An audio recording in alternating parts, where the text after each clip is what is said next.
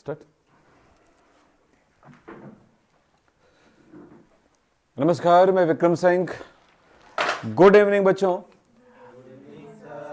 जैसा कि आप जानते हैं कि आप वहां से ऑनलाइन पढ़ रहे हैं यूट्यूब के माध्यम से मेरे साथ लाइव, वैसे ही लाइव पढ़ रहे हैं बहुत सारे बच्चे हमारे साथ। आपको आवाज़ सुनाई देता होगा, कैमरा तो घुमा नहीं सकते, कैमरा घुमाएंगे तो बड़ा मुश्किल हो जाता है। फिलहाल आप लोगों को भी गुड इवनिंग। घर कितने बजे जाओगे? रात हो जाएगा, ठंडी बढ़ गई है। चलो ठीक है, आप लोग भी ठीक है? अरे बोला तो करिए। हाँ जी, हाँ जी, हाँ जी। तो कल तक की पढ़ाई यानी इससे पहले की पढ़ाई कैसी रही आप लोगों की? समझ में आया चैप्टर? क्लियर है? मैं आपको बताता हूँ, एक बहुत बड़ा चैलेंज होता है रेडॉक्स को पढ़ाना। लगता है लोगों को बड़ा इजी चैप्टर है, पढ़ाने वाले को भी लगता है बहुत इजी चैप्टर है और पढ़ने वाले को भी लगता है बहुत इजी चैप्टर है, लेकिन इनकी परिस्थितियां, इनकी पढ़ाई जो होती है वो इसमें कन्फ्यूजन ज़्यादा रहते हैं। है तो आसान पर कन्फ्यूजन ज़्यादा रहते हैं। तो इस कन्फ्यूजन को दूर करने के लिए हम क्या कर सकते हैं? प्रैक्टिस कर सकते हैं।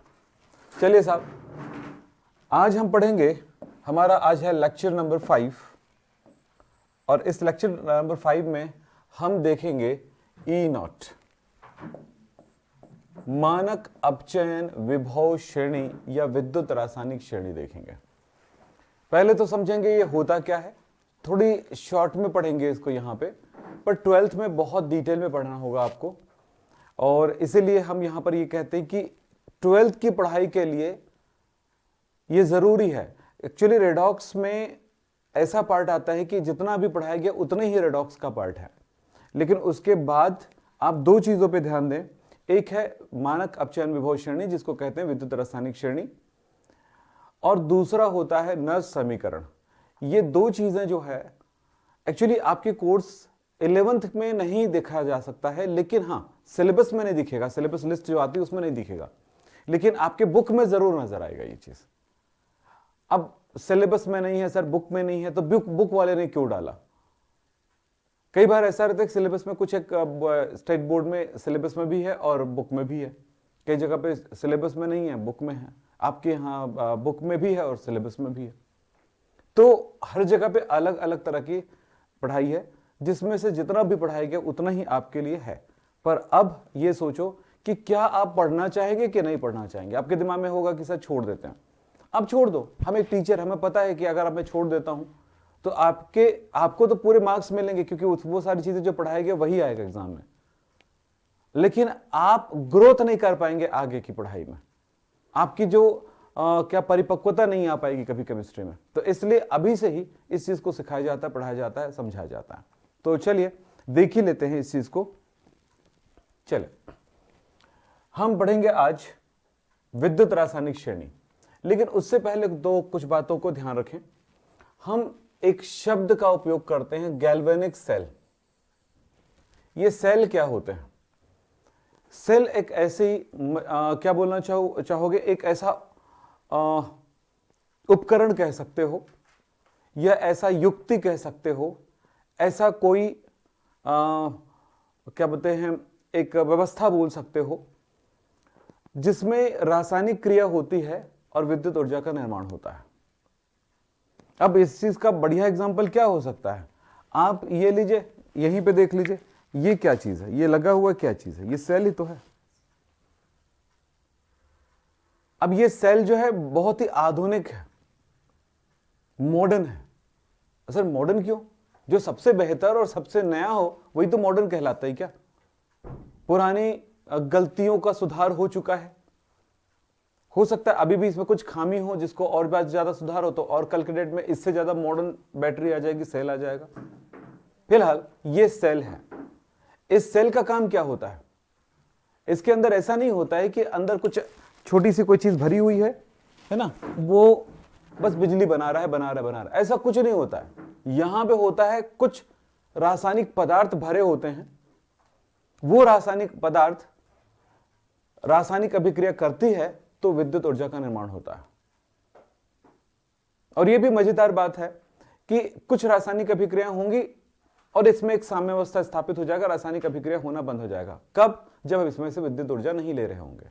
जब दोनों टर्मिनल को जोड़ेंगे, पॉजिटिव और नेगेटिव को जोड़ेंगे, तो फिर वो साम्यावस्था भंग होता है। यहां माइनस पर इलेक्ट्रॉन की संख्या ज्यादा है और प्लस पर इलेक्ट्रॉन की संख्या कम है, और जैसे उनको ज्वाइन करते हैं, ऐसे वायर से ज्वाइन करते हैं या उपकरण के द्वारा भी यही काम कर रहे होते हैं, तो यहां का इलेक्ट्रॉन कम होने लग जाता है, यहां का इलेक्ट्रॉन जो है अब वापस भरने लग जाता है। अब अंदर जो बढ़ी हुई थी मात्रा इलेक्ट्रॉन की, जहां एक तरफ कम हुई थी, वो पूरा होने लगता है, फिर रासायनिक क्रिया फिर से प्रोसेस चालू हो जाता है। क्या हो रहा है? बाकी ये बातें ना समझ में आए तो कोई प्रॉब्लम नहीं है, बातें समझना यह है कि ये सेल के अंदर रासायनिक क्रियाएं होती हैं जिससे विद्युत ऊर्जा का निर्माण होता है। तो इतनी इस पुड़िया को ऐसे कैसे बनाया गया होगा सर? इसका हम तो रासायनिक अभिक्रिया करते तो टेस्ट ट्यूब में करते हैं। भाई, रासायनिक अभिक्रिया किसी भी जगह पे चल रहा होता है, हमारे कुदरत में चल रहा है, हमारे शरीर में रासायनिक अभिक्रियाओं की इतनी सारी प्रक्रियाएं चल रही हैं, तभी तो हम जिंदा हैं। तो इसके अंदर भी रासायनिक अभिक्रिया करती है। तो सर ये तो बैटरी हो गया, चलिए इसमें आप बोल रहे हैं कि रासायनिक अभिक्रिया हो रही, ठीक है मैं मानता हूं। और इसके अंदर जब हम बैटरी लगा देते हैं, कुछ भी करते हैं, तो क्या इसके अंदर रासायनिक क्रियाएं होती हैं? बिल्कुल नहीं, इसके अंदर सिर्फ फिजिकल क्रियाएं होती हैं, भौतिकी क्रियाओं के लिए बना होता है। जो हमारे सेल, इस पूरी रिमोट में एक ही चीज है जो रासायनिक क्रियाओं को करती हैं और विद्युत ऊर्जा का निर्माण कर रही होती है। तो क्या सर मोबाइल का जो बैटरी है वो उसमें भी रासायनिक क्रिया होता है? हां, जब चार्ज करते हो तो एक रासायनिक क्रिया होता है, और जब उसमें उपयोग करते हो तो उल्टा रासायनिक अभिक्रिया होता है। फिर उसके उल्टा फिर से चार्ज करते हो तब होता है, फिर उसका उल्टा, यही प्रक्रिया वहां पे होती है। लेकिन इसमें विद्युत धारा प्रवाहित, इसका पूरा उपयोग कर लेंगे, ऊर्जा खत्म हो जाएगा, रासायनिक क्रिया कंप्लीट हो जाएगी, ऊर्जा खत्म हो जाएगा, अब ऊर्जा देना बंद कर देगा। इसको आप रासायनिक क्रिया करा करके, यानी इसमें विद्युत धारा प्रवाहित करके उस रासायनिक क्रिया को उल्टा नहीं कर सकते। तो इसमें होने वाली रासायनिक क्रियाएं जो होती है, अनुत्क्रमणी होता है। अब सर अनुत्क्रमणी उत्क्रमणी यहां क्यों बढ़ा रहे हो? वो तो उधर का भाग है, उस चैप्टर वाइज कुछ नहीं होता है, दुनिया की हर चीजें हर एक चैप्टर से मिला हुआ है। तो यहां पर उत्क्रमणीय अभिक्रिया नहीं होती। यह सेल कहलाता है प्राथमिक सेल, क्योंकि एक ही दिशा में चलती है इसकी अभिक्रियाएं। रासायनिक ऊर्जा से विद्युत ऊर्जा का निर्माण होता है। लेकिन जो आपके मोबाइल में लगा हुआ बैटरी है, जिसको चार्ज कर सकते हैं, उसको द्वितीयक सेल कहते हैं। वो सेल की विशेषता ये होता है कि जब उसकी ऊर्जा खत्म हो जाती है, रासायनिक क्रिया बंद हो जाता है, खत्म हो जाता है, अभिकारक खत्म होकर के उत्पाद पूरा बन जाता है, तो वो सेल डेड हो जाता है, अभिक्रियाएं करना बंद कर देता है, ऊर्जा देना बंद कर देता है। इसी चीज को वहां पर नापा जाता है, मापा जाता है कि कितनी बैटरी बची हुई है। वहां पे बैटरी ऐसे खत्म या ज्यादा ऐसे नहीं बढ़ता, वो अंदर ही अंदर उसके रासायनिक अभिक्रियाएं बंद हो जाती है। लेकिन अब फिर से उसको जब चार्ज करेंगे तो वो रासायनिक अभिक्रिया एक दिशा में गई थी अभिकारक से उत्पाद की तरफ, वो अब पीछे आने लग जाता है। फिर वो ऊर्जा के रूप में, रासायनिक अभिक्रिया पदार्थ के रूप में ऊर्जा को स्टोर करने लग जाता है। तो ये प्रक्रिया वहां पे होता है। तो दो प्रकार का सेल हुआ, एक अनुत्क्रमणी सेल हुआ और बैटरी वहां वाला उत्क्रमणी सेल हुआ। तो प्राथमिक सेल और द्वितीयक सेल। तो ये सारी चीजें, ये कहां से विकास हुआ, कहां से विकसित हुई ये बातें, कि कोई सेल प्राथमिक सेल है, कोई सेल द्वितीयक सेल है, ये कहां से ये कॉन्सेप्ट आया, ये धारणाएं आई, कैसे हो पाया? जब शुरुआत में इलेक्ट्रिसिटी की बात हुई या विद्युत की बात हुई, तो विद्युत कहां से लाया जाए? तो पहले यही रासायनिक अभिक्रियाओं द्वारा ही बिजली बनाई जाती थी और कोई दूसरा तरीका नहीं था। फिर बाद में ये कॉइल्स वाले बात आई, एनरिको फर्मी ने ये कॉइल्स दिया, विद्युत दिया, इलेक्ट्रिसिटी दिया, एसी करंट दिया चुंबक और वायर के थ्रू। तो ये वाला जो बात होता है, यहां पर हम देखें, या जिसको चुंबकीकरण कहते हैं, फिलहाल देखें, एक सिंपल सा तरीका है, आप घर में बैठे बैटरी बना सकते हो, कहीं से भी, कुछ भी। एक बस इतना ध्यान रखिएगा, आप ऐसा कर लो, एक गिलास ले लो, दुनिया का कोई भी गिलास ले लीजिए, चाहे आप कांच का लो, चाहे किसी का लो। चलो आप स्टील का गिलास लेते हो, उसमें आप नमक का विलयन बना लीजिए, और एक कोई भी दूसरा धातु, स्टील नहीं, कोई दूसरी धातु, एल्यूमिनियम, लोहा, दुनिया भर की कोई भी चीज है ना, वो ले लो और उसके विलयन में डुबाना। डायरेक्ट टच मत कर देना ग्लास के उसमें, दीवार से। यानी अगर धातु का आपने ग्लास लिया है तो धातु के गिलास में आप टच मत कर देना उस रॉड को। एक गिलास से वायर कनेक्ट करिएगा, एक बाहर से कनेक्ट करिएगा। अब उसको देखिएगा, जिस पे भी विद्युत धारा नापा जाता है आप देखेंगे उसमें इलेक्ट्रिसिटी उसमें जनरेट हो चुकी है। अगर गिलास के दीवार से टच करना ही है तो आपको कांच का गिलास लेना पड़ेगा, प्लास्टिक का गिलास लेना पड़ेगा, जो दारू पीते हो ना उसका डिस्पोजल ग्लास लेना पड़ेगा, उसमें भी काम चल जाएगा आपका, है ना। लड़कों को बोल रहा हूं, ना भी नहीं पी तो पियोगे, हाँ नहीं पी ले ना, नहीं पी ले ना, मम्मी पापा खुश होंगे, हम लोग भी देखेंगे वो लड़का पढ़ा हुआ है, मेरा ये पढ़ा था, बड़ा गर्व करेंगे। हाँ तो ये काम बेटा उम्र में ना 22 से 24 की उम्र तक अगर नहीं पिए ना तो कभी तुमको इच्छा ही नहीं करेगा, समझ रहे हो कि नहीं। लेकिन बड़े फक्र होता है माँ बाप को, मेरा बेटा पीता है यार, कमाल है, कमाल है, पूरे एक गिलास पी जाता है एकदम एक ही बार, है ना। पापा ऐसे तारीफ करते हैं ना कि नहीं करते हैं, वो ऐसे तारीफ करते हैं, साला कमीना कुत्ता निकल गया हो, तो ऐसे बात करते हैं। तो ऐसे मत बनना, कभी नहीं बनना। लड़कियां तो नहीं करती हैं, मैं तो मानता हूं। अब कुछ आजकल में अचानक एक शॉट ऐसे पलट रहा था, अब कभी खाली रहते तो आदमी वही देखता है और कुछ थोड़ी देखता है, ऐसे पलट रहा था, ये क्या हो रहा है भाई। एक लड़की ऐसे खोल रही थी बॉटल, देख लेता हूं थोड़ा सा क्या हो रहा है। गिलास निकालती है, बॉटल पूरा खोलती है, गिलास निकालती है और उसमें डालती है, इतना बड़ा गिलास में इतना डालती है।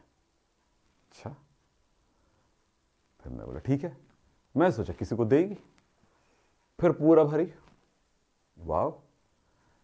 फिर उधर उसके बाद उधर नीचे से पकोड़े दिखाई दिया, वाह, है ना। अब पता नहीं वो क्या चीज है, मैं नहीं बोल सकता उसको। और उसके बाद वो सीधा गटक गई।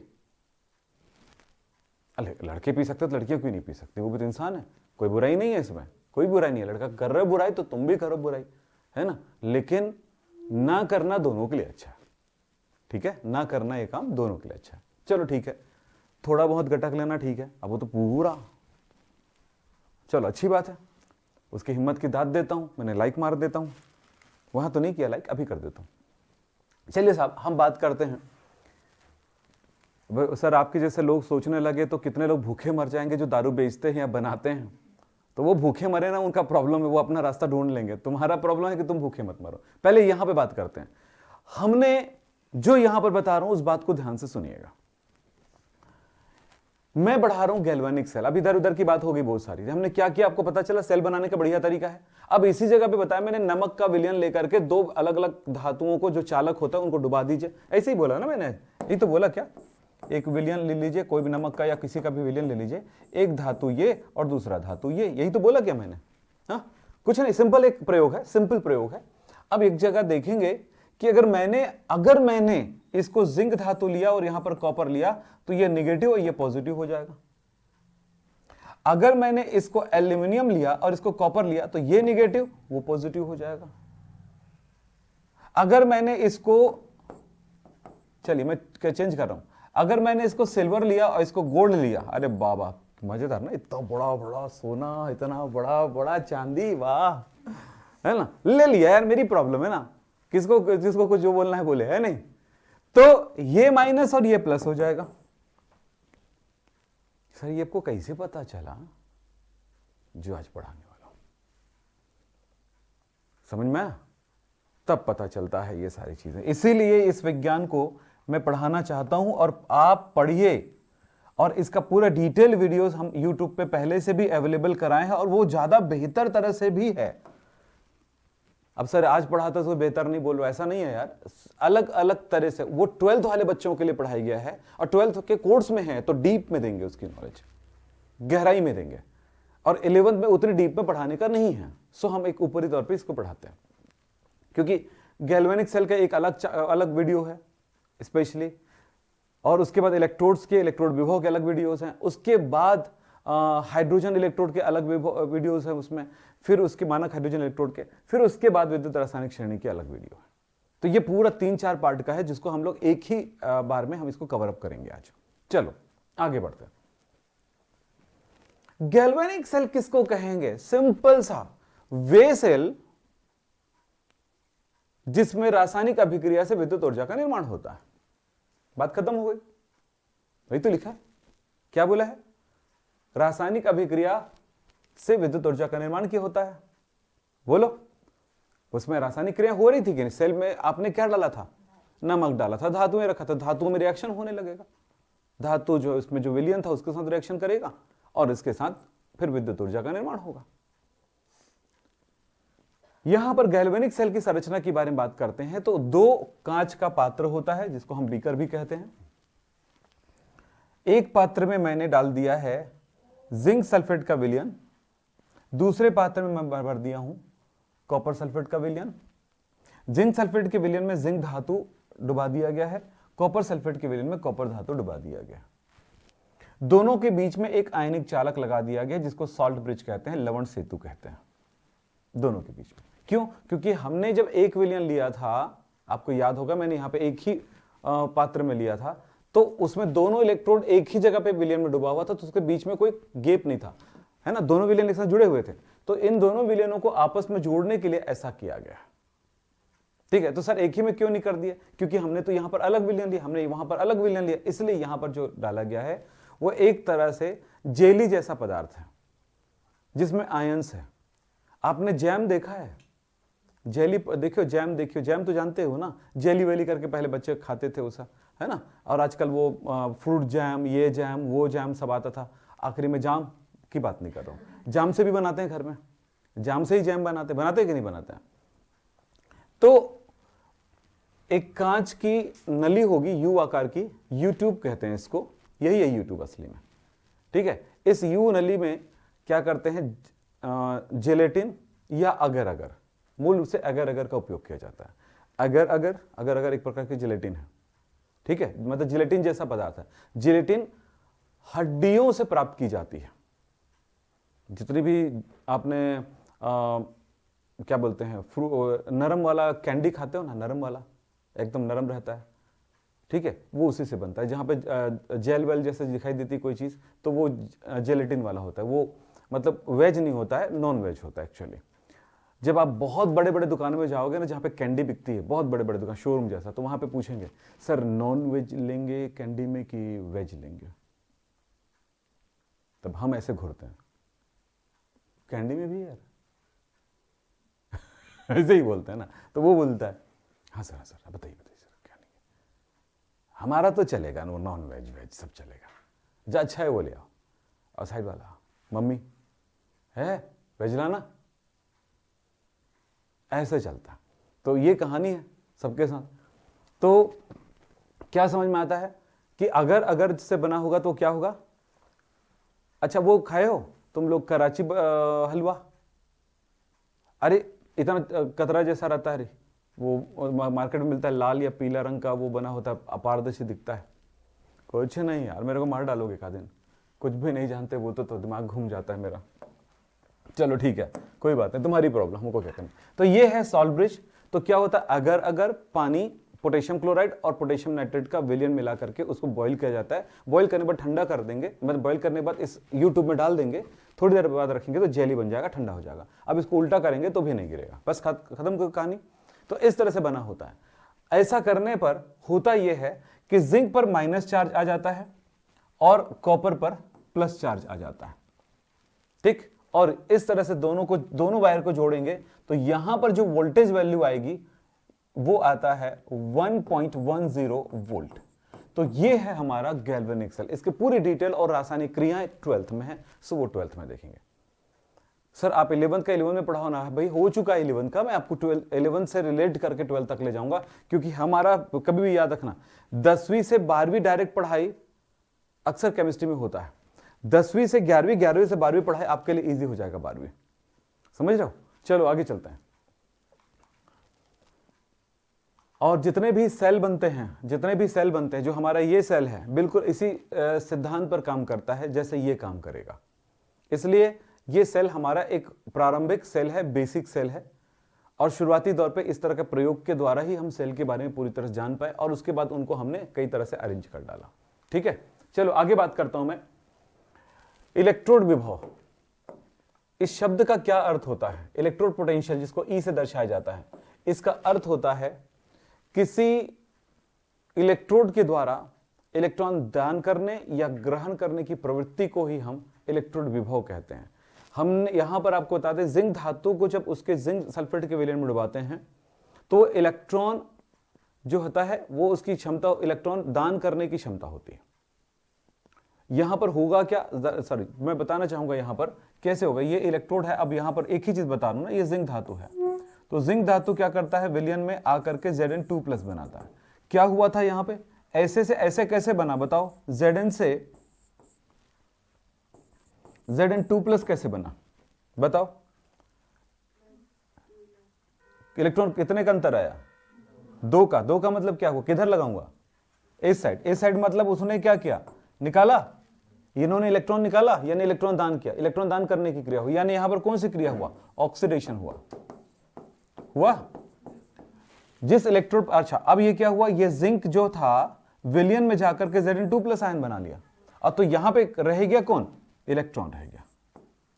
तो इलेक्ट्रॉन के रहने से ये इलेक्ट्रोड कैसा हो गया, निगेटिव हो गया। यहां पर आपको बताया था ये निगेटिव है, जिंक बोला था कि नहीं बोला था। जिंक क्या होता है, निगेटिव होता है, ये निगेटिव है। और चूंकि यहां पर हुआ क्या, ये भी सीखिएगा, थोड़ा सा बता रहा हूं, थोड़ी थोड़ी बातें ना। अब ये क्या है, जहां एक बात हमेशा याद रखना, चाहे वो नेगेटिव हो या पॉजिटिव हो, इसे फर्क नहीं पड़ता। जिस इलेक्ट्रोड पर ऑक्सीकरण होगा वो एनोड होगा, तो ये एनोड है। परिभाषा पे ध्यान दीजिएगा। आपके दिमाग में एक चीज बैठा हुआ है कूट कूट के, धन एनोड ऋण कैथोड। पता नहीं किस आदमी ने बिठाया आपके दिमाग में, ये मुझे नहीं समझ में आता। एनोड और कैथोड ऑक्सीकरण और अपचयन से रिलेट करता है। ध्यान रखना, मैं बोल रहा हूं, सुन रहे हो कि नहीं सुन रहे हो। स्ट्रोक दे रहा हूं आपके दिमाग को, सिर्फ बता नहीं रहा हूं, स्ट्रोक भी मारता हूं बीच बीच में। क्या बोला मैंने, एनोड या कैथोड किससे रिलेट करता है, प्लस या माइनस से रिलेट नहीं करता। अब काट के फेंक दो उसको उठा के। किससे रिलेट करता है, ऑक्सीकरण या अपचयन से। तो एनोड कौन सा, जिसमें ऑक्सीकरण होता है, ठीक है। अब वो यहां पर विद्युत रासायनिक सेल में ये नेगेटिव वाला जो है वही एनोड है, यही एनोड है। भले ये कैसा है, नेगेटिव है, पर वो उस पर अपचयन होगा, वो कैथोड है। अब ये अपचयन कैसे होगा ये सब बताऊंगा बेटा, इसी में टाइम लग जाएगा, क्योंकि ये पूरा का पूरा एक विज्ञान है जिसमें पूरा एक लेक्चर लगता है। तो वो हमारा काम नहीं है इस चैप्टर में, ठीक है। हमारा सीधे तक पहुंचेंगे अब कहां पे, तो ये इसकी प्रवृत्ति कैसे, इलेक्ट्रॉन दान करने की प्रवृत्ति है। तो इसका इलेक्ट्रोड विभव जो आएगा वो कैसा आएगा, निगेटिव आएगा। वैल्यू कैसा आएगा, निगेटिव आएगा, बताऊंगा अभी। और जो कॉपर है वो इलेक्ट्रॉन ग्रहण करता है, ठीक है। जब इलेक्ट्रॉन ग्रहण करेगा, कहां से ग्रहण करेगा, ये इलेक्ट्रॉन सर्वाइव करता, कहां से चलती, घूमती हुई, यहां से इलेक्ट्रॉन की मात्रा बढ़ गई ना, इलेक्ट्रॉन ज्यादा हो गया, ये सीधा इलेक्ट्रॉन इस तरफ जाएगा। क्यों, क्योंकि ये वाला यहाँ का जो कॉपर है इसके पास आकर के इससे इलेक्ट्रॉन की मांग करता है। ये बहुत सारी कहानी है, फिलहाल हम इस बारे में नहीं जाएंगे, बस इतना जानना है कि इसकी स्ट्रक्चर कैसी होती है सेल की। चलिए बात करते हैं इलेक्ट्रॉन दान करने की प्रवृत्ति, त्यागने या ग्रहण करने की प्रवृत्ति को विद्युत क्या बोलते हैं, इसको इलेक्ट्रोपोटेंशियल कहते हैं। ये किसी भी इलेक्ट्रोड की इलेक्ट्रोपोटेंशियल किन बातों पर निर्भर करता है, याद रखेंगे। धातु की प्रकृति, अलग अलग धातुओं की इलेक्ट्रॉन दान करने या ग्रहण करने की क्षमता अलग होती है, ठीक है। दूसरा, उसमें उपस्थित धातु आयनों की सांद्रता, और तीसरा है ताप, अलग अलग ताप पर। ठंड के दिनों में अक्सर आपने देखा होगा आपके घर की घड़ियां जो है मरने लगी हैं, दम तोड़ने लगी हैं, घूमते घूमते घूमते घूमते अटक गई है, कहीं पे अटक गई नहीं। तो ये क्यों हो रहा है, क्योंकि जब ठंड बढ़ जाती है ना, तो सेल यहां पर लिखा गया है इलेक्ट्रोड पोटेंशियल किस पर निर्भर करता है, तापमान पर भी, ठीक। सेल का केमिकल खत्म नहीं हुआ है, पर उसमें उस केमिस्ट्री को करने के लिए, उस रिएक्शन को होने के लिए एक निश्चित तापमान की जरूरत पड़ती है। उस तापमान से अगर तापमान कम हो जाए तो सेल डेड। कई ऐसी जगहें हैं जहां पे बहुत ठंडी पड़ती है, तो वहां पे आपका मोबाइल काम करना बंद कर दे, चार्ज पूरा रहेगा लेकिन वहां पर चार्ज 0 बताएगा, क्योंकि उसमें करंट ही नहीं दे रहा है। तो करंट नहीं आ रहा है तो उनको तो पता है भाई, करंट जितना आता है उसके हिसाब से उनको पता रहता है कि इतनी इलेक्ट्रिसिटी हो सकती है उसमें, तो उसकी डेड हो जाती है वो, यानी डेड नहीं होती, वो बंद हो जाती, काम करना बंद कर देता है, तो रासायनिक क्रियाएं रुक जाती हैं। आपकी बॉडी का टेम्परेचर अभी कितना है, 37 डिग्री सेल्सियस है ना, अगर मैं आपके बॉडी का टेम्परेचर को डाउन कर दूं तो क्या हो जाएगा? हाइपोथर्मिया, टेम्परेचर डाउन, अंदर की रासायनिक क्रियाएं रुक जाएंगी। बोलो, आपने सुना है कि ठंड में आदमी मर जाता है, हीट स्ट्रोक लगता है, सुने हैं आपने? ठीक है, इसको हाइपोथर्मिया बोलते हैं। आदमी सुन्न पड़ जाता है, पता नहीं चलता उसको, शॉक, खत्म। तो ये स्थितियां होती है, और टेम्परेचर ज्यादा हो जाए तो भी खतरा है। तो एक निश्चित तापमान पर भी रासायनिक क्रियाएं होती हैं, चाहे वो हमारा शरीर हो या चाहे कोई भी चीज हो। इसीलिए हमें ठंड इसलिए लगता है कि हम कम टेम्परेचर की तरफ जा रहे हैं, हमारे शरीर का टेम्परेचर कम हो जाएगा, भैया वहां से भागो, ऐसी जगह पे जाओ जहां पे आपका टेम्परेचर मेंटेन हो। गर्मी इसलिए लगता है कि आप गलत जगह पे, अगर ठंडी और गर्मी लगना बंद हो जाए, हमें पता ही नहीं चलेगा हम ठंडी में है गर्मी में है, कड़ाके की धूप में खड़े, बॉडी एकदम गर्म हो गया, आपको पता ही नहीं है। कई ऐसे लोग हैं बेटा जिसको ये प्रॉब्लम है, कई ऐसे लोग हैं जिसको दर्द ही नहीं होता, बॉडी में दर्द ही नहीं होता, किसी तरह का कोई दर्द नहीं है, आदमी अपना जीभ चबा के खा जाता है। ये हालत हुआ है लोगों का। अब बोले सुन के आप हिल रहे होगे, है ना, बोलते बोलते होंठ कटा डाला, अब ब्लड बह रहा है, बाद में तो अरे सॉरी सॉरी सॉरी सॉरी, ऐसे बात चलती है। और आदमी अच्छा खासा जिंदगी जी रहा है, हालत खराब उन लोगों का, तो उनको हमेशा उसमें रहना पड़ता है, ध्यान रखना पड़ता है। तो ऐसे भी लोग हैं। तो बॉडी में कई तरह की, जैसे कोई लंगड़ा हो गया, कोई अंधा हो गया, कोई काना हो गया, वैसे ही ये भी बीमारी है। क्या? दर्द नहीं हो रहा है, किसी को गर्मी नहीं लग रही, किसी को मिर्ची का स्वाद नहीं आ रहा है, किसी को कुछ नहीं हो रहा है, ठीक है, ये भी होता है। अब रेयर है ना, हर कोई थोड़ी होता है। तो स्कूल में जाके मत पूछना तेरे को गर्मी लगती है तेरे को ठंडी लगती है, ऐसे मत पूछना उसको जाके, वो खुद ही पता चल जाएगा, ठीक है, बताने की। अच्छा, ऐसे भी लोग हैं मालूम जिसकी बॉडी से करंट निकलता है, सुने होंगे आप लोगों ने, उसको गलती से छू लिया तो करंट लगेगा आपको। ये कैसे हुआ यार?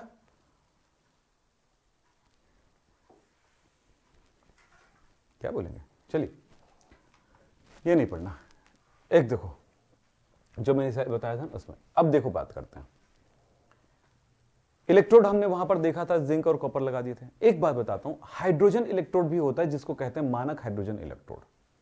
क्या कहते हैं? मानक हाइड्रोजन इलेक्ट्रोड। मानक हाइड्रोजन इलेक्ट्रोड में क्या होता है? हाइड्रोजन गैस को इलेक्ट्रोड माना जाता है, और हाइड्रोजन गैस के इलेक्ट्रोड विभव को शून्य माना जाता है। कितना माना जाएगा? ये इसके इलेक्ट्रोड विभव को हमने कितना माना? शून्य। इलेक्ट्रोड विभव शून्य है, 0.00 वोल्ट।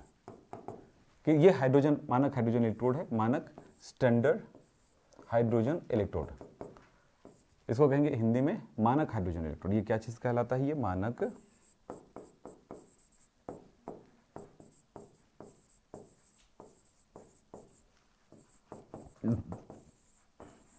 मानक हाइड्रोजन इलेक्ट्रोड। जैसे हमने गैल्वेनिक सेल देखा था ना, बिल्कुल वैसे ही गैल्वेनिक सेल बनाएंगे जैसे सा होता है उसमें देखे थे।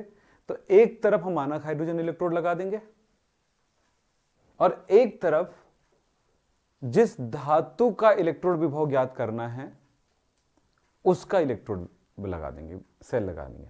दोनों भागों को अर्ध अर्ध सेल कहा जाता है ना, ध्यान रखना। जैसे हमने गैल्वेनिक सेल में देखा तो एक भाग जिंक अर्ध सेल है, एक भाग कॉपर अर्ध सेल है। तो ये एक अर्ध सेल हुआ, ये एक दूसरा अर्ध सेल हुआ। इसमें हम ध्यान दें, ये जो कॉपर अर्ध, कोई भी चीज है, जैसे मैंने यहां पर जिंक धातु का अर्ध सेल बनाऊंगा तो कैसे बनाऊंगा?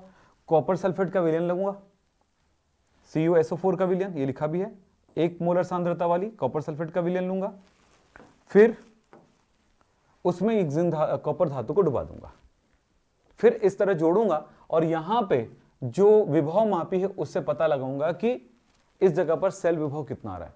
यहां पर जो भी सेल विभव बताया जाएगा वो इसका तो 0 है, पर इसका पता चल जाएगा वो कितना है। जैसे मान लो यहां पर लिखा है 0.34 लिखा है, इसका मतलब है इसका सेल विभव की वैल्यू 0.34 है।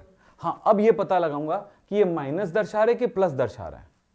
दोनों में एक प्लस होगा तो दूसरा माइनस होगा ना, इलेक्ट्रिसिटी हमेशा ऐसा नहीं हो सकता दोनों प्लस इलेक्ट्रिसिटी ले लें तो क्या होगा सर? जैसे हमने 2 बैटरी निकाला था, दोनों के निगेटिव को जोड़ दिया और दोनों का पॉजिटिव जोड़ दिया। दोनों के पॉजिटिव से आप करंट निकालोगे, कुछ नहीं निकलेगा, न्यूट्रल। एक 2 सेल लिए, एक सेल का निगेटिव दूसरे के पॉजिटिव से जोड़ दिए, फिर करंट लिए तो एक पॉजिटिव निगेटिव हायर हो गया, दूसरे का पॉजिटिव हायर हो गया। एक 1.5 वोल्ट का होता है वो बैटरी जो निकाले थे हमने, दोनों को ऐसे ही जोड़ दिए सीरीज में, इसको सीरीज में जोड़ना बोलते हैं, ठीक है। तब जो एक नेगेटिव एक पॉजिटिव मिलेगा उसकी टोटल वैल्यू कितनी होगी, 3 होगा, 3 वोल्ट होगा। दोनों का हमने प्लस जोड़ दिया, दोनों का माइनस जोड़ दिया, फिर करंट लिया, तो इस जगह पे क्या होगा, 1.5 वोल्ट ही रहेगा, परंतु एम्पियर वैल्यू बढ़ जाएगा। यही सब पढ़ना होता है 12th के पार्ट में आपको, ठीक है। हम लोग ये वाला जोड़ने जाड़ने वाला जो काम है ना, उसको हम फिजिक्स वाले को सौंप दिए हैं, हम उसके केमिस्ट्री वाले पार्ट को पढ़ाएंगे आपको, समझ रहे हो। तो वो अंदर कैसे काम करता है, वही बात है ना बेटा। आप आंख वाले के पास गए, सर मेरा आंख वाले डॉक्टर, सर मेरा आंख देखिए तो, हाँ बताओ ना क्या लग रहा है, पहले बताओ तो सर मैं देखूंगा। हाँ बताते ऐसा ऐसा है, मेरे को ना वो जो है ना 3 लोग खड़े हो जाते हैं ना, तो मेरे को अपनी बीवी नहीं दिखती, बाकी सब दिखती है। भाग यहां से नालायक कहीं का, कुछ भी बोलता है ना, ये हो गया। तो ये वो उनको पता है कि सब दिखेगा, आंख है तो दिखेगा ना, तीनों है तो, अब पता नहीं वो है ही नहीं उधर, वो इधर है तो कहीं कैसे दिखेगी वो, तो सब मजाक की बात हो गई। चलो बात की बात करते हैं, काम की बात करते हैं कि आंख वाले के पास जाओगे और उनको बोलोगे सर आंख का काम हो गया ना, हाँ हो गया, ये दवाई ले लेना, ये ऐसा है और ये चश्मा लगाना पड़ेगा, ठीक है। सर मेरे कान भी देख लो ना यार, आया हूं तो लगेगा। तो क्या करेगा, हमें कान नहीं जानता भाई, कान के बारे में मेरी कोई एक्सपर्टीज नहीं है, तो क्या करोगे, नहीं सर कर दो ना सर प्लीज। अब वो आदमी करेगा वो काम, जानता है पर वो उस लेवल तक नहीं जानता, समझ रहे हो ना। अपने काम में महारत है पर दूसरे के काम में नहीं। तो वैसे ही हमारा हर चीज होता है कि हम अगर सेल भी बता रहे हैं, कोई चीज बता रहे हैं, तो हमारा काम केमिस्ट्री तक है उनका, क्योंकि हमारी केमिस्ट्री नहीं होगी तो सेल भी काम नहीं करेगा, ठीक है। और उनका काम है फिजिक्स में कि हम उस सेल को जोड़ते जाड़ते हैं, तो ये फिजिकली वहां पर कोई रिएक्शन नहीं होगा वहां पे, तो ये उनका काम होता है। तो हर किसी का अपना काम है, कैलकुलेशन काम मैथ से आया, ठीक है। तो चलो हो गया काम खत्म। चलो बेटा ये बात समझ ले, तो क्या किया हमने, अलग अलग धातुओं अलग अलग तत्वों को इसी तरह से अरेंज किया हमने, ठीक है। एक तरफ मानक अपचयन विभव लिया, सॉरी मानक हाइड्रोजन इलेक्ट्रोड लिया, और दूसरे साइड में अलग अलग तत्वों को ले लिया, और फिर यहां पर हमने देखा कि उससे कितनी विद्युत धारा प्राप्त होती है। जितनी विद्युत धारा प्राप्त होगी और ये जो चार्ज होगा, जैसे ये नेगेटिव मिल गया मान लेते हैं, ये प्लस काम कर रहा है, ये नेगेटिव का काम रहा है, तो नेगेटिव और जो वैल्यू है, पॉजिटिव जो वैल्यू है, नेगेटिव है जो वैल्यू, ऐसे चल रहा है जो है अलग अलग धातुओं का। जैसे जिंक धातु को लिया गया, यहां पर लगा दिया गया, तो पता चला कि ये नेगेटिव का काम कर रहा है जिंक, और यहां पर वैल्यू आ रहा है 0.76, तो इसका मतलब है उस इलेक्ट्रोड का इलेक्ट्रोड विभव। तो इस तरह से अलग अलग तत्वों का इलेक्ट्रोड विभव ज्ञात किया गया, और उस तत्वों के इलेक्ट्रोड विभव को एक निश्चित क्रम में अरेंज कर दिया गया, यानी जिसका मान सबसे कम है सबसे ऊपर रख दिया, और जिसका मान सबसे ज्यादा आ रहा है उसको सबसे नीचे रख दिया गया। तो ये है हमारे पास, तो उनको कहेंगे इस तरह से क्या मिल जाएगा, एक श्रेणी मिल जाएगा, क्रम मिल जाएगा। उस क्रम को कहा जाता है, इन नामों से जाना जाएगा, विद्युत रासायनिक श्रेणी, या इलेक्ट्रोकेमिकल सीरीज ECS, या मानक अपचयन विभव श्रेणी, या कहेंगे यहां पर standard reduction potential series SRPS। इतने नामों से जाना जाता है।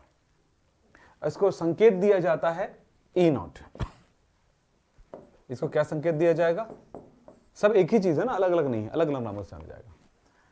अब सवाल यह आता है कि वो सीरीज मैं थोड़ा सा बता देता हूं, जो सबसे इंपॉर्टेंट क्वेश्चंस जो आते हैं, किन किन तत्वों से रिलेट होकर आते हैं, उन तत्वों को मैंने छांटा अभी तक के जो एग्जाम में है, चाहे मैं IIT के एग्जाम की बात करूं, नीट के एग्जाम की बात करूं, आपके 11th और 12th की बात करूं, तो जो तत्व एग्जाम में आते हैं उन तत्वों को मैंने सेलेक्ट किया। वहां तो पूरा लिस्ट, हर एक तत्व वहां पे छपे हुए हैं पूरे लिस्ट में, आप वो खोल के देखिएगा अगर है तो, ठीक है। मानक अपचयन विभव श्रेणी का बुक खोल के देखिएगा, पूरा लिस्ट छपा हुआ यहाँ पे है क्या, ये देखो ऐसे ही, ये कुछ ही दिया हमें, ये तो कम ही है, ये आधे से भी कम है, इस तरह से वहां पे छपा हुआ है।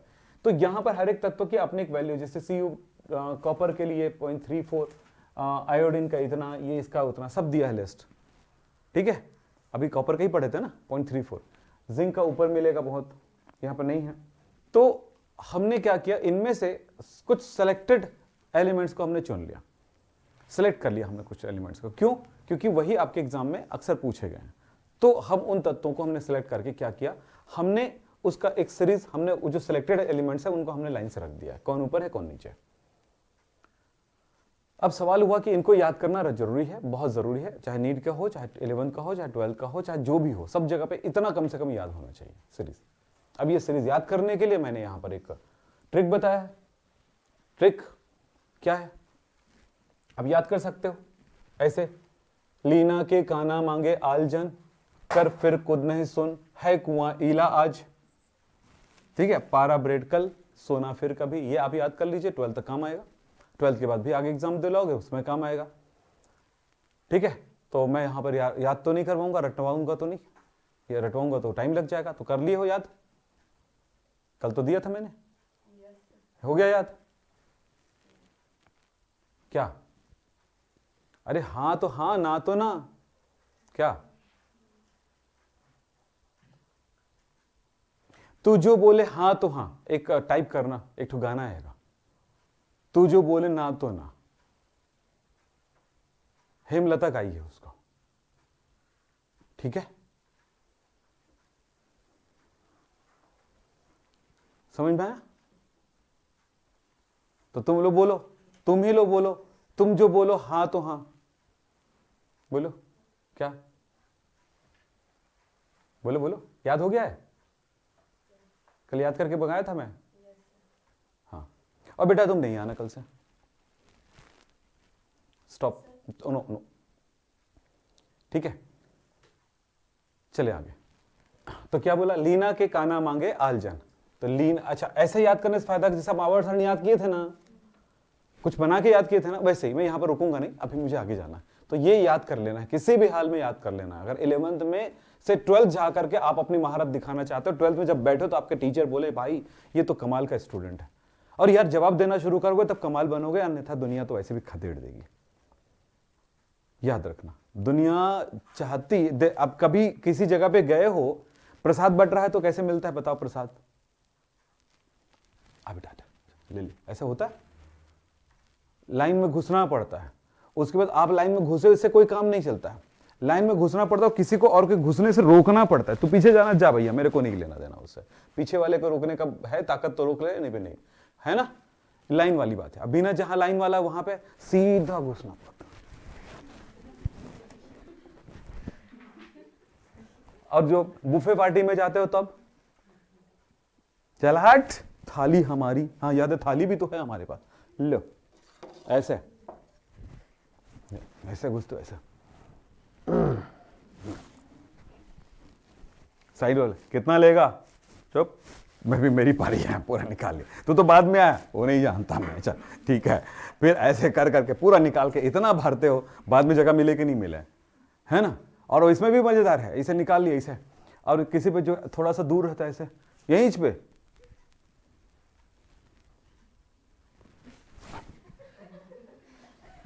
Sorry sorry sorry sorry sorry, ये हालत रहता है। ये है थाली की कहानी, है ना? अब वहां से खिसक लिए, मेरा को तो कुछ नहीं किया, उसका किया, मेरा क्या है, मैं दूसरा जाके दूसरा प्लेट लाऊंगा, फिर घुस जाते हो। ये करते हो कि नहीं करते हो? फिर पढ़ाई में क्यों नहीं करते हो? हाँ, पढ़ाई में क्यों नहीं करते हो ये? हाँ, ये करना चाहिए। क्या बोला मैंने? ये करना चाहिए। चलो याद कर लोगे? मेरे को नहीं कराना, मेरे को 11th में जरूरत नहीं, फिर मैं बता रहा हूं, मैं आप याद करो कि नहीं करो तुम्हारी प्रॉब्लम है, तुमको फायदा होगा, मैं बता देता हूं। चलो, डॉक्टर बोलते हैं ना ये वाली दवाई खा लेना, बोले नहीं खाना, मत खा, तुम्हारी मर्जी। ये सीरीज तो क्या हुआ बेटा, हम इसको क्या नाम देंगे, क्या बोलेंगे, परिभाषा में बोलेंगे विभिन्न तत्वों के मानक अपचयन विभव के बढ़ते हुए क्रम में, विभिन्न तत्वों को उनके मानक अपचयन विभव के बढ़ते क्रम में व्यवस्थित करने पर जो श्रेणी प्राप्त होता है, जो क्रम प्राप्त होता है, उसको कहते हैं मानक अपचयन विभव श्रेणी। ठीक है, चलो साहब आगे। मानक अपचयन विभव श्रेणी की अनुप्रयोग की बात करते हैं, इसका उपयोग क्या है हमारे इस विज्ञान में। चलो एक एक करके देखें। फर्स्ट, एनोड और कैथोड का अनुमान लगाना, फटाफट देखना है ना बेटा, एनोड और कैथोड का अनुमान लगाना। तो हम बस इतना ही कहेंगे, हम इनमें से कोई दो तत्वों को सिलेक्ट कर लें और उसे क्या बना ले, सेल बना ले। ठीक है, क्या बना ले, सेल बना ले। तो जो ऊपर वाला तत्व है एनोड का काम करेगा और नीचे वाला तत्व कैथोड का काम करेगा। ठीक है, कोई भी दो तत्व ढूंढ लो, मैंने अभी बताया था थोड़ी देर पहले। और हमेशा याद रखना, यहां पर एनोड जो होगा ना, हमेशा उसका चार्ज कैसा होगा, निगेटिव होगा, इसका पॉजिटिव। जब इसको ध्यान से देखोगे तो आप देखना उस सीरीज में कि ऊपर वाले में माइनस ज्यादा है, नीचे वाले में प्लस ज्यादा है। उसकी कौन सी वैल्यू, ई नॉट की वैल्यू। ई नॉट की वैल्यू ऊपर पॉजिटिव निगेटिव और नीचे वाला पॉजिटिव। देखो यहां से, ये देखो जैसे जैसे नीचे आ रहा है बढ़ते जा रहा है मान, हाइड्रोजन का शून्य है और शून्य से ऊपर जो भी होगा वो निगेटिव है। तो जितना ऊपर जाओगे उतना निगेटिव होगा, मतलब मानक अपचयन विभव का मान घटते जा रहा है। ठीक है, तो कोई भी दो, तो यहां पर याद रखना ये कुछ बातें। तो एनोड कौन है, कैथोड कौन है, क्लियर हो गया, कौन है। कोई दो धातु मैंने सेलेक्ट किया, कोई भी दो धातु, चलो एल्यूमिनियम और जिंक से मैं सेल बनाऊंगा, तो यहां पर एल्यूमिनियम जो एनोड होगा, जिंक कैथोड होगा। कोई भी दो धातु चुन लीजिए, कोई भी दो तत्व चुन लीजिए। ठीक है, सीधा सा तरीका, कुछ नहीं सोचने का। मैं यहां पर इसलिए फास्ट थोड़ा सा ट्रैक में बताऊंगा। दूसरा, गैल्वेनिक सेलों का विद्युत वाहक बल ज्ञात करना। चलो बताता हूं। विद्युत वाहक बल गैल्वेनिक सेल का ज्ञात करने, इसको गैल्वेनिक सेल के विद्युत वाहक को बोलेंगे E nought cell. E nought cell is equal to E nought cathode minus E nought anode होता है। तो जो वैल्यू यहां पर लिखा हुआ है, जैसे मैंने यहां पर दो तत्वों को ले लिया, मैंने लिया, चलो मान लेते हैं मैंने सिल्वर लिया और मैंने गोल्ड लिया। ठीक है, तो मैंने क्या लिया, यहां पर जब सेल बनाया तो एक जगह पे सिल्वर लिया एक धातु और दूसरा धातु मैंने कौन सा लिया, गोल्ड लिया। अब जो भी सेल बनेगा इनके बीच में ये लगन से, तो ठीक। तो हम पता चल गया है कि भाई ये ऊपर वाला तत्व है सिल्वर, कहां गया ये सिल्वर, और गोल्ड कहां पे है, ये है। तो सिल्वर की वैल्यू कितनी दी गई बता तो। अच्छा, ऊपर वाला क्या काम करेगा, एनोड, और नीचे वाला क्या काम करेगा, कैथोड। तो E cathode minus E anode है ना, बोलो E cell is equal to क्या होता है, E cell is equal to E cathode minus E anode होता है ना। तो ई कैथोड की वैल्यू कितनी, कैथोड कौन सा है, ये ऊपर वाला एनोड है, नीचे वाला कैथोड है। तो यहां पर मैं बोल सकता हूं ये कैथोड, एयू कैथोड है, तो ई एयू माइनस ई एजी। तो बोलो ई एयू, एयू का मान कितना है देखो तो 1.42 हो गया, प्लस में है वो, फिर यहां पर माइनस है, फिर इसका कितना, इसका भी प्लस में होगा, कितना 0.80। तो कितना हुआ, ये हो गया 2 और 4 में 14, सीधा 4 में कितना, 14 में 8 गया, कितना बचेगा 6। तो ये 6 इतना वोल्ट। ठीक है, बस मैं हमने ऐसे ही देखा जो दिख रहा है इसमें से। तो ये क्या निकालने का तरीका है, विद्युत वाहक बल निकालने का तरीका इस तरह से। फिर बात आता है ऑक्सीकारक और अपचायक को पहचानना है। तो याद रखना कि ऊपर वाले भाग में, जैसे मैंने एनोड कहा था, इसका मतलब है ऊपर वाले भाग में ऑक्सीकरण की क्रिया होती है,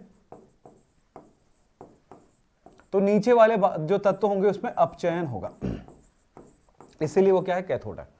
अब बताओ, इसमें बताओ बेटा, जिस पदार्थ में ऑक्सीकरण होता है वही अपचायक होता है, तो इसका मतलब है ऊपर वाला तत्व क्या होगा, अपचायक होगा, और जितना ऊपर जाओगे उसकी अपचायक क्षमता उतनी बढ़ती जाएगी, और नीचे वाला तत्व क्या होगा, ऑक्सीकारक होगा। बोले क्यों, कि भी इसमें अपचयन होता है ना। बोलो बात हुआ है कि नहीं हुआ है। जब भी आप एक दिन पढ़े एक दिन नहीं पढ़े, आधा घंटा पढ़े छोड़ दिए, 10 मिनट पढ़े छोड़ दिया, कुछ नहीं कर सकते आप, किसी भी चैप्टर में कुछ नहीं कर सकते। हर चैप्टर आपके लिए बहुत कठिन होने वाला है, हर चैप्टर आपको बहुत कठिन होने वाला है। बस याद रखना कि वही चैप्टर आपके लिए आसान होने वाला है जिस चैप्टर को शुरू से लेकर के अंत तक पढ़ाई करते हैं। एक दिन पढ़ते हैं एक दिन नहीं पढ़ते हैं, एक दिन प्रैक्टिस करते हैं एक दिन नहीं करते हैं, एक दिन टीचर, वो सब टीचर तो अपना रेगुलर चलता रहेगा, वो तो छोड़ेगा वो। बोलो क्यों, वो तो उसको तो पैसा मिलता है उस काम के लिए, उसकी अपनी फर्ज भी है। एक दिन नहीं आएगा, बच्चे के भविष्य खत्म हो जाएगा, ये सब सोच के वो रेगुलर पढ़ा रहे हैं आपको। लेकिन आपने, मेरा क्या है, आज नहीं पढ़ा तो मेरा कुछ नहीं, आज तो मेरा तबियत खराब है, मैं घर में बैठा हूं, क्या हूं कुछ पता नहीं, लिंक टूट गया, कहां से समझ में आएगा। मैंने एक बच्चे को अभी क्लास में बोला कि तुम नहीं आना कल से। क्यों बोला? लिंक नहीं है उसमें। मैं क्या कर लूंगा? मैं कर लूंगा, करना आपको है। अब बोलेगे सर मैं तो इस चैप्टर का मैं पहले दिन आया था, दूसरे दिन नहीं आ पाया सर, तीसरे दिन आया था मैं, और फिर मैं उसके बाद फिर 5वें दिन के बाद तो रेगुलर आ रहा हूं सर। फिर मेरे को समझ में नहीं क्यों आया? समझ में इसलिए नहीं आया कि तुमने पहले दिन तो पढ़ा, दूसरे दिन नहीं पढ़े ना, तो तीसरे दिन की क्या समझ में आएगा आपको? क्योंकि पहले दिन की जरूरत तो पड़ी मुझे, दूसरे दिन की भी पढ़ाई की जरूरत पड़ गई मुझे तीसरे दिन। बोलो। और उसके बाद आपने 2 दिन फिर बंद कर दिया, फिर उसके बाद आए, तब तो पूरा चैप्टर खत्म हो गया तुम्हारे दिमाग से। बात समझ में आया ना? किसी दिन छोड़ना है ना, किसी घंटे छोड़ना है ना, किसी मिनट छोड़ना है। हर बात जो मैं तुमको डांटता भी हूं ना, वो एक काम आता है वहां पे, समझ रहे हो? इसलिए बोलते हैं टीचर को भी वाणी बोले, उसकी वाणी में जादू होता है, उसका काम में जादू होता है। मेरे में नहीं, विक्रम सर में कुछ जादू नहीं है, तुम्हारे प्रदीप मिश्रा में कोई जादू नहीं है, बागेश्वर राम में कोई जादू नहीं है। जादू है ना तो उसकी वाणी में जादू है, उसकी वाणी को पकड़ो, समझ रहे हो? हम भगवान इंसान की पूजा करने लग जाते हैं। इंसान की पूजा मत करो, उसकी वाणी की पूजा करो, उसकी बातों की पूजा करो। पूजा मतलब उसने जो कहा है उसको अमल करो, और जब अमल करोगे तो लाइफ में तरक्की मिलने वाली है, और बहुत मिलने वाली है। बात समझ में आया कि नहीं समझ में आया? आया। चलो यही बात बोल रहा हूं मैं आप लोगों को, तो ध्यान से सुनिएगा बस। तो क्या हुआ ये, अब यहां पर लिखा है तत्वों की सक्रियता के बारे में बात करो ना, यहां पर बहुत सारे तत्व लाइन से है ना, तो याद रखना धातु में ऊपर वाला अधिक सक्रिय है, नीचे वाला कम सक्रिय है। क्या बोला? बड़ा लिखा मतलब ज्यादा क्रियाशील है। मतलब मैं जिंक धातु और कॉपर धातु की बात, जिंक ऊपर है ना, ऊपर, कॉपर उसके नीचे, बहुत नीचे है ना, तो जिंक और कॉपर में तुलना करूंगा तो जिंक धातु बहुत ज्यादा क्रियाशील है, अम्ल में डालूंगा तुरंत क्रिया कर लेगा, लेकिन कॉपर नहीं करेगा। लेकिन अगर मैं सिल्वर की बात करूं तो और नीचे है वो कम क्रियाशील करेगा। तो अगर जिस तापमान पर, जिस कंसंट्रेशन पर अम्ल के साथ क्रिया कर रहा है जिंक, वो तेजी से करेगा, लेकिन कॉपर धीरे कर रहा है, लेकिन जो सिल्वर है उसके तुलना में बहुत धीरे करेगा। गोल्ड की बात करते तो बहुत नीचे है, देखो आपने, बहुत ज्यादा वैल्यू है उसकी इलेक्ट्रोड पोटेंशियल, तो बहुत ही कम क्रियाशील। वो कहां क्यों कम क्रियाशील है बताओ? क्योंकि उसकी मानक अपचयन विभव का मान कम है। और इसी वजह से अगर तुम जमीन को खोदोगे भी निकले, जहीं पे सोना होगा ना, तो सोना सीधा सीधा सोना लकलकाते हुए निकलेगा, वो किसी से रिएक्ट करके कोई कंपाउंड के रूप में नहीं निकलेगा। लेकिन लोहा कभी प्रकृति में मिल ही नहीं सकता है आपको सीधा लोहा, वो हमेशा जंग लगा हुआ लोहा रहेगा, यानी कि वो लोहे का ऑक्साइड ही होगा। बात समझ में आया कि नहीं है? चलिए साहब आगे बात करता हूं। लेकिन अधातु में बेटा, अधातु में ऊपर की तुलना में नीचे वाला ज्यादा क्रियाशील है। आपने देखा ये फ्लोरीन है, नीचे अधातु है। तो अधातु कौन कौन से मैं आपको बताना चाहूंगा, ध्यान से सुनिएगा। अधातु में कौन कौन से है? आयोडीन, हाइड्रोजन तो है ही, ब्रोमीन, क्लोरीन और फ्लोरीन। कौन नीचे है? फ्लोरीन। तो बताओ क्या हुआ है? सबसे नीचे है, सबसे ज्यादा क्रियाशील। प्रकृति में अधातु में सबसे ज्यादा क्रियाशील अगर कोई तत्व है तो फ्लोरीन है। अब 12th में एक शब्द पढ़ोगे, एक क्वेश्चन आएगा कि फ्लोरीन की खोज होने में देर क्यों हुआ? जवाब यही है कि सबसे ज्यादा क्रियाशील है, इसलिए जिस पात्र में हम प्राप्त करते थे उसी पात्र से क्रिया कर जाता था। ना इसको कांच में रख सकते हैं, ना प्लास्टिक में रख सकते हैं, ना किसी जगह पे रख सकते हैं। तो बाद में टेफ्लॉन की खोज हुई, उसके साथ ये रिएक्ट नहीं करता क्योंकि ऑलरेडी टेफ्लॉन में फ्लोरीन रहता है, तो उसे रिएक्ट कर चुका होता है। अब इसके बाद ये कॉन्सेंट्रेट रहता है, एक तरह से उसमें रखा जा सकता है। विज्ञान को समझना होता है, इसलिए ये सब जो लाइन है ना, ये जो सीरीज दिखाई दे रही है, ये बताता है आपको कि हम क्या उपयोग करेंगे लाइफ में। तो इसलिए ये मानक अपचयन विभव श्रेणी जो है हमारे उपयोगों को दर्शाता है। हम ये से नहीं कि हम वो क्या बोलते हैं, वो खाने में डाल रहे हैं, ये डाल रहे हैं, नहीं, यहां पर बताता है कि हम एक दूसरे के तत्वों के साथ किस तरह की तुलनाएं कर सकते हैं। अब बताता हूं धातुओं की धन विद्युतीय लक्षण। धन विद्युतीय लक्षण का मतलब होता है इलेक्ट्रॉन दान करने की प्रवृत्ति।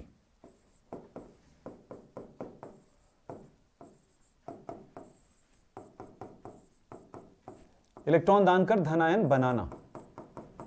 तो ऊपर वाला ज्यादा आसानी से धनायन बनाएगा नीचे वाले की तुलना में।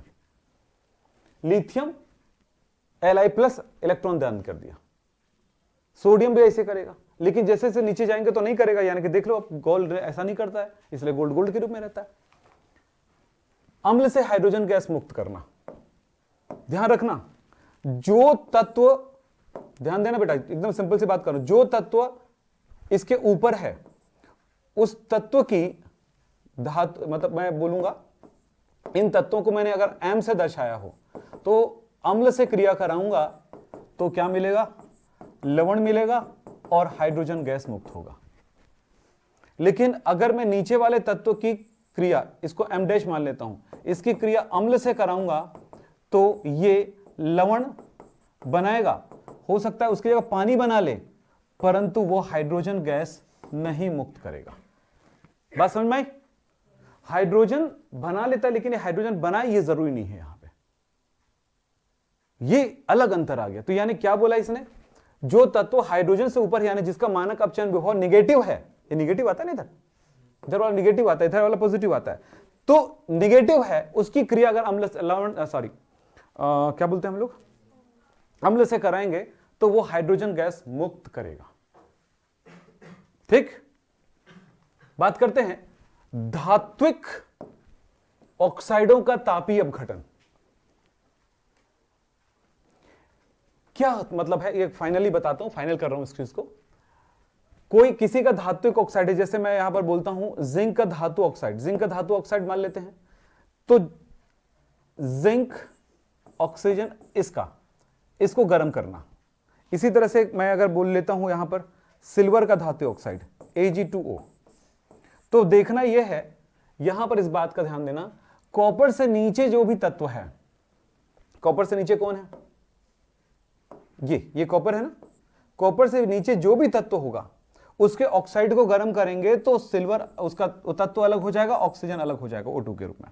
चलिए ठीक, यानी ऑक्सीजन को दान कर देते हैं, इसको बोलते हैं तापीय अपघटन हो जाना। लेकिन इसको गर्म करोगे तो ये आगे ऑक्सीजन छोड़ेगा ही नहीं है। कहां से पता चला, ये मानक अपचयन विभव श्रेणी ये सब बताती है। तो बाकी चीजें मैं आपको नोट्स में भी दे दूंगा, आप लोग क्या करना, उन चीजों को लिखा हुआ है उनको आप पढ़ सकते हो।